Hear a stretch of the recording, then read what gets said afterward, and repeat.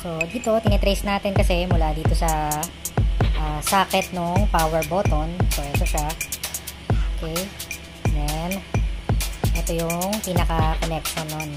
Ito yung pin na related sa power button. So, ito siya. Papunta sa point na yan. Then, syempre, susundan natin yan sa ilalim ng board. Punta sa lower level ng board. Yan. So, pinapakita dyan. Yung nasa ilalim niya. Susundan natin. Yan. So, nandun pa rin siya sa point na yon. Then, naging dot na siya. Tumago siya sa susunod na layer. Then, nagkaroon na siya ng trace. Then, sundan natin yung trace. Napunta natin dito. Then, sunod tayo sa susunod na layer. So, sinundan natin lahat ng pinuntahan niya. So, yun pa rin yung point na yon. Yun pa rin yung point na yon. Bali, bumababa lang siya sa kabig sa ilalim na layer. So, yun pa din yun. Yun pa din yun. Bumaba lang ng konti, murong lang ng konti.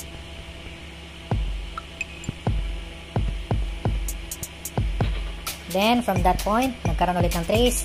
Sinundan ulit natin yan.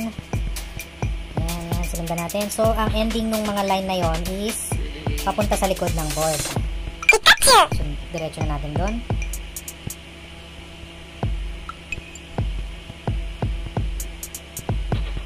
Yan. So, isang nag-end dito sa test pad sa likod. Then, yung isa naman, isang test pad ulit dito sa likod. And then, yung isa pa is nasa ilalim nung IC na ito yung MAX 77620 na IC. So, yan siya. Yan. Siya yung pang 1, 2, 3, 4. 1, 2, 3. So, fourth row, third column. So, yan siya. So, sinundan natin siya dyan. So, syempre, most likely, yan yung IC na may problem.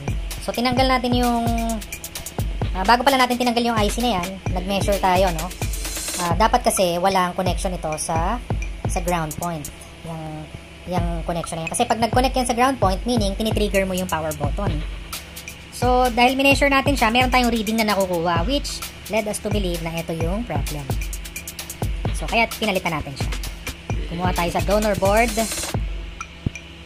So, nung napalitan natin siya, actually, nag-work naman siya. However, habang ini-stress test natin siya, bumalik siya.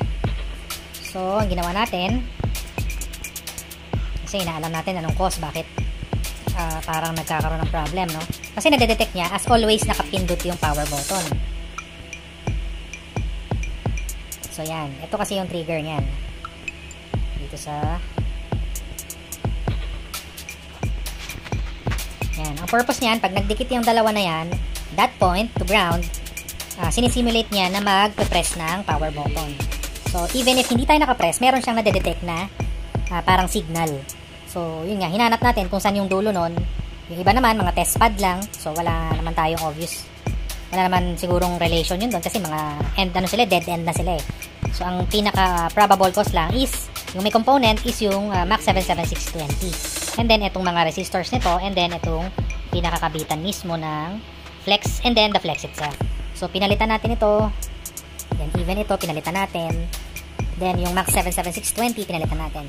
So, we are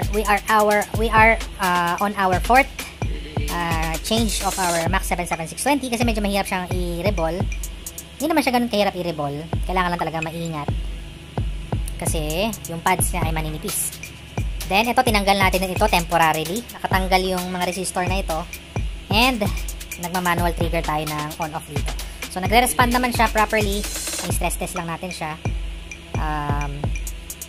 Kung hindi ba magkakaroon ng parang false signal na parang naka-press pa rin siya. Kasi tinanggal na natin yung mga possible connection and pinalitan na natin yung IC na in charge dun sa pag accept nung function na yun.